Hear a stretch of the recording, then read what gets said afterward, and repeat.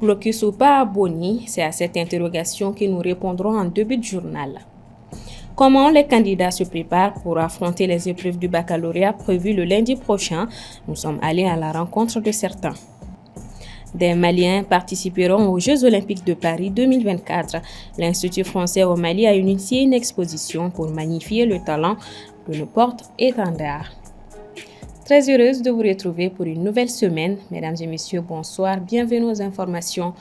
Depuis plusieurs mois, la ville de Boni, dans la région de Douanza, est soumise à un blocus imposé par des terroristes de la Katiba Serma, affiliés au JINIM. L'armée, de son côté, affirme ne constater aucun blocus. Aminata Keita nous édifie. Le 3 juin dernier, lors de la traditionnelle conférence de presse mensuelle de la DIRPA, le colonel-major Souleymane Dambélé a indiqué que les FAMA ne constataient pas de blocus à Boni et que dans cette ville, l'armée avait sa réalité et les populations la leur. D'après les sources locales, les combattants de la Katiba Serma maintiennent Boni sous blocus en bloquant l'axe Sévaré-Gao, empêchant les camions d'entrer ou de sortir de la ville, mais ils ne s'en prennent pas directement à l'armée malienne. Selon des informations recoupées auprès de sources locales, le blocus sur Boni a été initié en représailles contre les habitants de la ville et comme un moyen de pression indirecte de la part du JNIM pour obtenir des concessions de la part de l'armée. À en croire nos sources locales, la Katiba Serma a imposé et maintient le blocus en raison de la présence de partenaires russes dans la ville aux côtés de l'armée malienne. Après les discussions avec des émissaires de la ville, les combattants de la Katiba Serma ont exigé le départ des partenaires russes de la zone comme principale condition pour la levée du blocus. Mais pas que. Ils exigeraient également, selon nos informations, que les populations de Boni se mobilisent pour obtenir la libération de leurs hommes à chaque fois qu'ils sont capturés par l'armée et qu'elles cessent toute collaboration avec les FAMA. Des conditions que les habitants de Boni ne peuvent satisfaire. Je cite. « Jusque-là, toutes les voies de négociation n'ont rien donné. Les habitants ne cherchent donc à sortir de la ville, là aussi avec des risques de tomber sur des engins explosifs improvisés ou d'être arrêtés et pris en otage », fin de citation, glisse une autre source. Outre la présence des partenaires russes à Boni qui dérangent les terroristes de la Katiba Serma, le groupe serait influencé selon nos sources par les positions de certains de ses membres étrangers très radicaux. Le 30 août 2022, certains combattants avaient accepté de lever un premier blocus qui était alors en vigueur sur la ville depuis plusieurs mois. Cette levée du blocus avait été effective après qu'un accord verbal ait été trouvé entre eux et des émissaires de Boni. La Katiba Serma demandait notamment en retour aux habitants de ne plus communiquer d'informations aux FAMA, mais aussi de permettre à ces combattants d'accéder au marché de la ville pour s'approvisionner sans être dénoncés et de ne pas s'interposer entre eux et l'armée malienne. L'accord a duré un peu plus d'un an avant que le blocus ne reprenne à partir de juillet 2023 sous la pression de combattants étrangers radicaux du groupe terroriste. En raison de la fête de Tabaski, une pause est observée dans la tenue des examens de fin d'année, une dernière semaine mise à profit par les candidats au bac pour les dernières révisions. Soumaïla Fani est allé à la rencontre de certains. Les comptes à rebours commencent pour les candidats au baccalauréat session de juin 2024. Prévu à partir du lundi 24 juin, une semaine seulement les sépare du démarrage de ces épreuves écrites. Cependant, les candidats profitent de cette dernière ligne droite pour les derniers préparatifs à travers la révision individuelle ou collective. Je suis en train de réviser mes leçons, faire des exercices, réviser mes cours, me donner à fond sur le bac qui est la semaine prochaine. Je suis en TSECO, je suis en train de réviser les leçons, faire la géographie, économie, faire des exercices en comptabilité et en mathématiques, à la maison et à l'école. Profitant de cette période cruciale, certains responsables d'établissements préfèrent inviter leurs candidats à des cours de révision à l'école afin d'éviter toute distraction pouvant influer sur leur faculté de mémorisation ou de concentration, notamment en cette période de célébration de fête de Tabaski. Voilà, le censeur il en a parlé, il dit on doit faire un choix. On a à faire un choix cette fois. On doit soit privilégier la fête, soit privilégier nos révisions.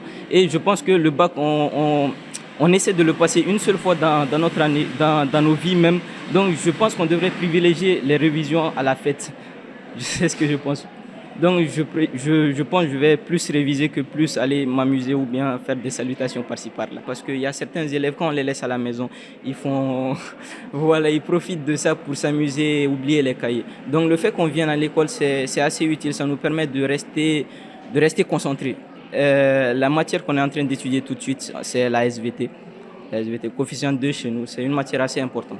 Au niveau de l'administration, nous avons voulu être très vigilants avec les enfants parce que les enfants sont les enfants. Quand vous les laissez à eux-mêmes, souvent ils oublient l'essentiel. Comme on a un objectif à atteindre, on vient de finir avec le bac blanc il y a 2 semaines maintenant de cela. Donc nous avons fait la correction maintenant de ce bac blanc pour que les enfants ne baissent pas les bras, pour toujours maintenant maintenir un peu la pression, pour bien les préparer. Donc nous avons jugé nécessaire de faire la correction du bac blanc et en même temps de continuer avec la révision.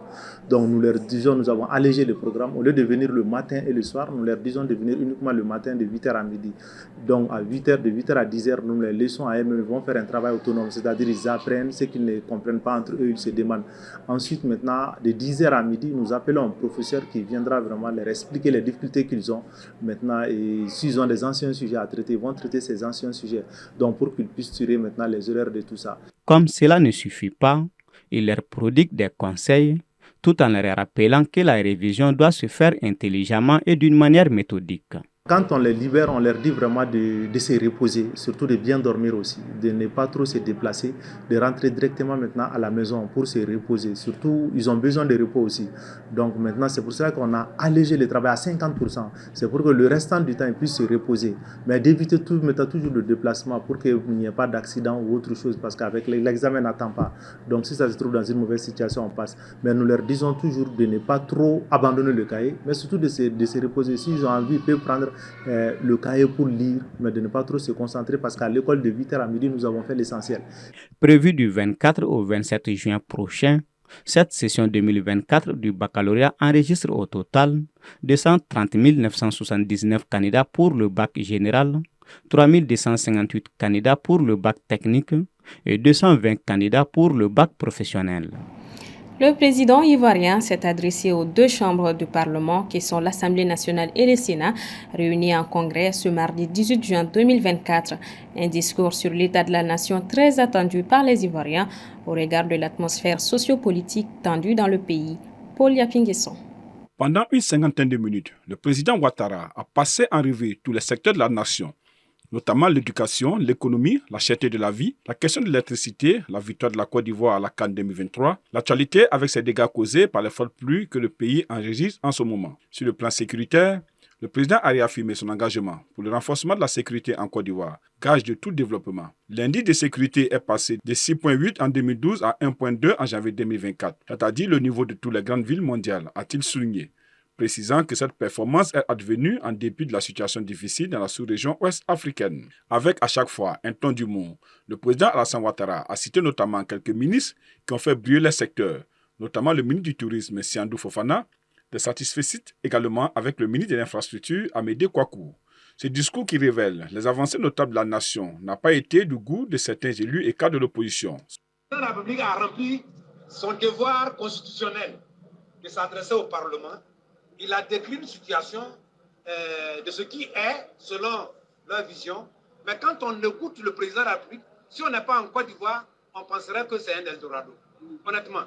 Mais je pense que moi, personnellement, au niveau de PDCIRDA, on n'a pas vu les perspectives, c'est ça que nous, on attendait.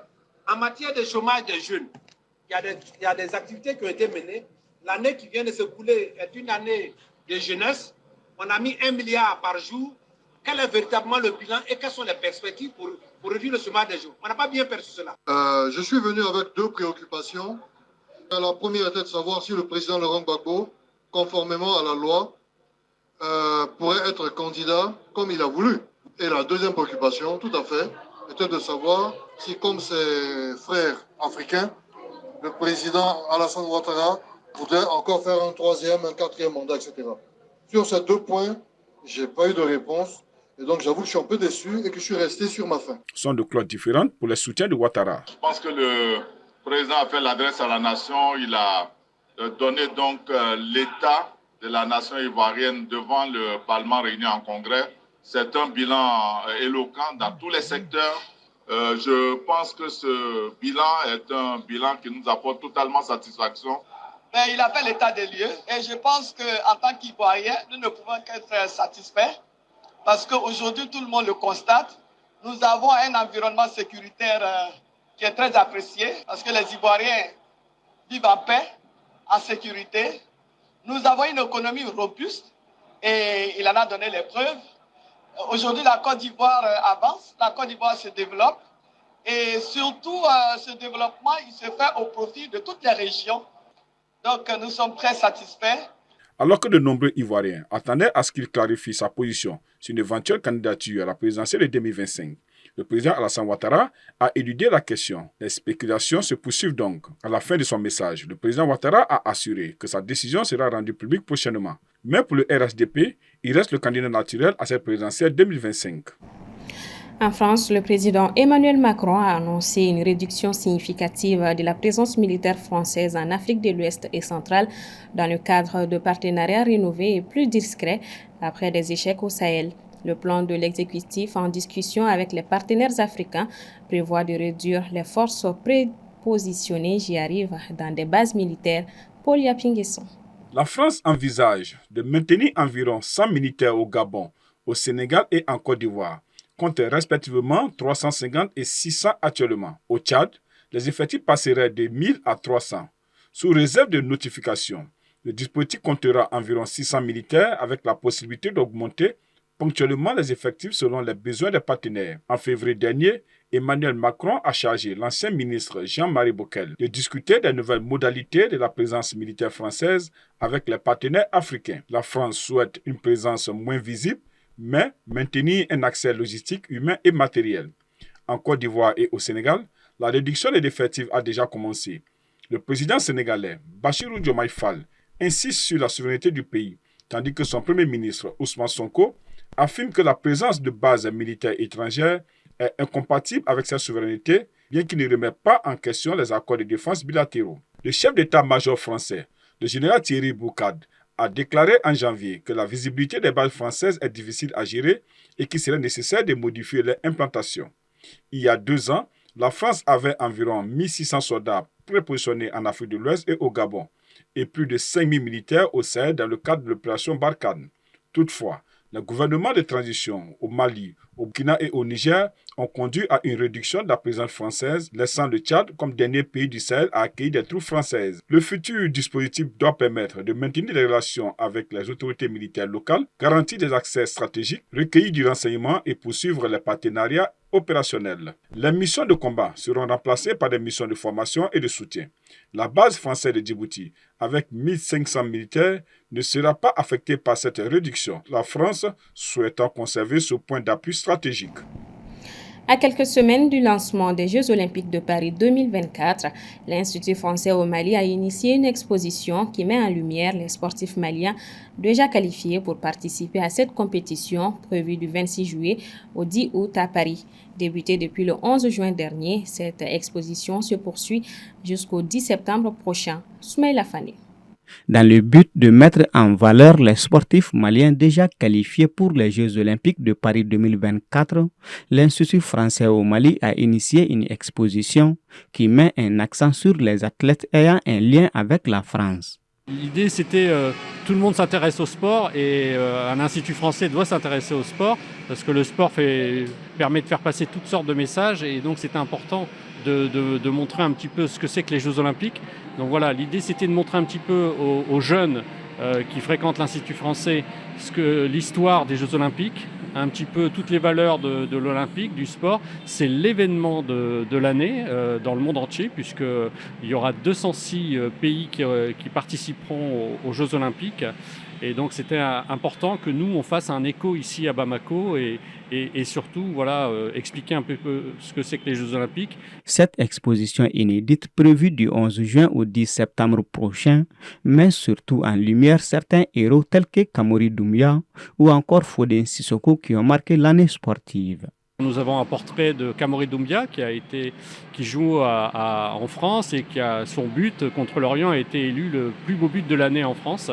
Donc il y aura des maillots de l'équipe nationale dédicacés par Kamori Doumbia. Mais il y a aussi Fodé Sissoko en athlétisme qui est qualifié pour les Jeux Olympiques. Et il va donc c'est le meilleur sprinter sur le 200 mètres et le 400 mètres de tous les temps au Mali et sur le 100 mètres. Et puis d'autres sportifs, aussi les Jeux paralympiques, parce qu'à la fin du mois d'août, il y aura les Jeux paralympiques. Et donc nous avons un qualifié au Mali, Daouda Coulibaly, qui va compétir en breakdance. Dans cette exposition, un accent particulier est mis sur les Aigles Espoirs. Et c'est la deuxième fois qu'une sélection de football du Mali participe à un tournoi olympique. La première était à Athènes en 2004, où l'équipe avait atteint les quarts de finale perdus face à l'Italie. Cette bien triste nouvelle pour clore ce journal. Le journaliste Mohamedou Touré n'est plus. Il est décédé hier lundi 17 juin à Bangui, la capitale de la Centrafrique, où il avait récemment été nommé coordinateur de projet à la radio Ndekeluka, un média de la Fondation Hirondelle. Avant cette fonction, M. Touré a été rédacteur en chef, puis coordinateur de projet à Studio Tamani au Mali. Depuis l'annonce de son décès, les hommages pleuvent. Plusieurs professionnels des médias saluent sa rigueur et son professionnalisme. Dors en paix, chers confrères. Voilà qui met un terme à ce 1945. Merci à vous de l'avoir suivi. Bonsoir et à demain.